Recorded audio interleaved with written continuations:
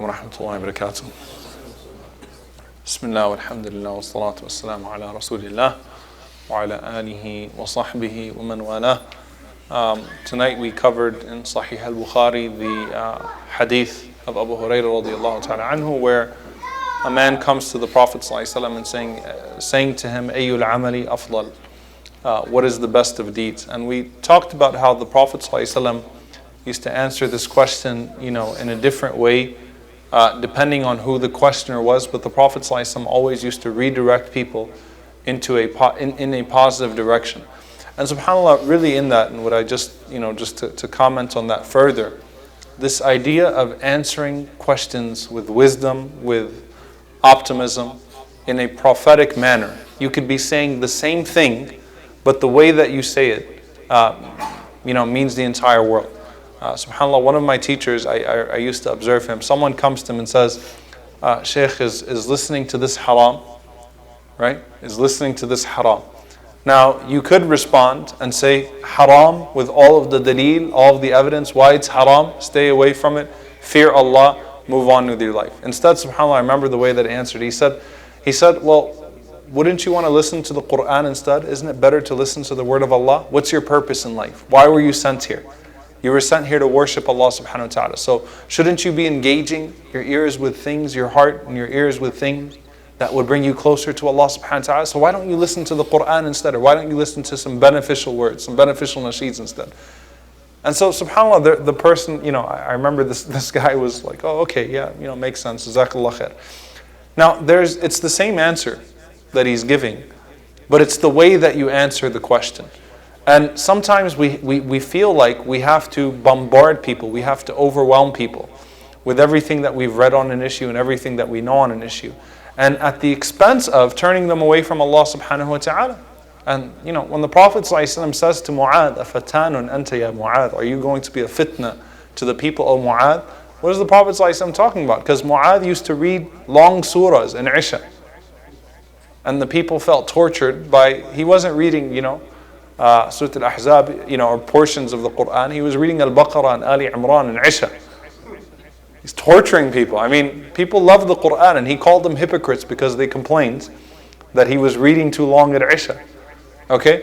Fatanun anta ya Mu'adh, are you going to be a fitna for the people? There's nothing wrong with reading the Quran, but don't make the people hate the Quran. And Ali radiallahu ta'ala anhu, he also said, don't give people information that they cannot properly digest. Do you want them to disbelieve in Allah subhanahu wa ta'ala? Sometimes you pull these very obscure issues out from the Quran and the Sunnah that you don't even know about properly, okay, that you haven't studied comprehensively, and you overwhelm the person like, hey, did you know that this is in the Quran and this is in the Sunnah and that this happened and that happened? Not you yourself not knowing the proper context, and what happens is you cause that person to feel a diversion, or to feel away, to feel a distance from Allah subhanahu wa ta'ala and from the religion of Allah subhanahu wa ta'ala. It might be that you spoke the truth, you might have said the truth, the haqq, right? But that person didn't need to hear that part yet, or in the way that you presented it, right? The way you presented it was incorrect. It wasn't necessary for that discussion. It wasn't necessary for that moment. So it's not just having the truth, it's knowing when to present things and how to present them properly, and learning how to talk to people. All right? So there's a way to say the same. When the Prophet ﷺ says, "Yassiru wa la tu'assiru, bashiru wa la tunaffiru," to make things easy, not to make them hard, to give people glad tidings, not to deflate them. Prophet ﷺ is not saying change the message. He's saying consider the way you present the message. He's not saying present the religion. He's not saying give them a different religion. He's saying give it in a way that people can digest, people can understand, people can apply, people can feel motivated by, people can feel hope by, right? They can feel like they can come close to Allah subhanahu wa ta'ala. So you never find the Prophet ﷺ. We mentioned the hadith of Aisha radiallahu ta'ala anha. Again, Aisha comes to the Prophet ﷺ. Ista'dhantu an-Nabiyya sallallahu alayhi wa sallam lil jihad. She asked the Prophet ﷺ to go out and fight in battle. That's Aisha radiallahu anha. Prophet ﷺ didn't say, you're a woman, what are you going to do sitting, standing in the battlefield, carrying a sword, stick to something else. He didn't do that. He said, your hajj is jihad. Jihadukun al-hajj. Okay? Or in the opposite, your hajj is your jihad. All right? Your hajj is your struggle. Go ahead and do hajj. Redirect people to good. Consider the way you speak to people, whether they're Muslims or non-Muslims, especially in this day and age when there are a lot of Muslims on the fence.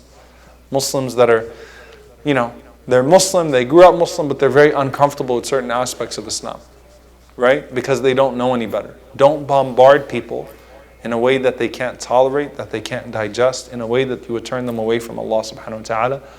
Imam ibn Uthaymeen rahimahullah ta'ala, actually Ibn Uthaymeen said something very powerful. I'll never forget this. He said this in a lecture. He said that when you call someone to Allah subhanahu wa ta'ala, make sure that if they don't accept your da'wah, that they don't come away from it hating the religion. Okay? If at the very least, even if they're not going to accept your call, don't make them hate the deen as a result of what you said to them. As a result of the way that you spoke to them and as a result of the way that you presented the religion. So we ask Allah subhanahu wa ta'ala to make us a people who are guided and who guide people properly and who are shown mercy by Allah subhanahu wa ta'ala and who show mercy to others and who are able to illuminate the path of Islam properly for people by understanding the light of it that Allah subhanahu wa ta'ala has sent it with. And we ask Allah to forgive us for our shortcomings in ourselves and in the way that we present the religion to others. Allahumma ameen. Any questions? Alright, Jazakumullahu khairan, subhanakallah, hamdika, ashhadu an la ilaha illa anta, astaghfiruka wa atubu ilayk. The barbecue, inshallah. So tomorrow's tafsir, Sheikh Yasser's tafsir is between Maghrib and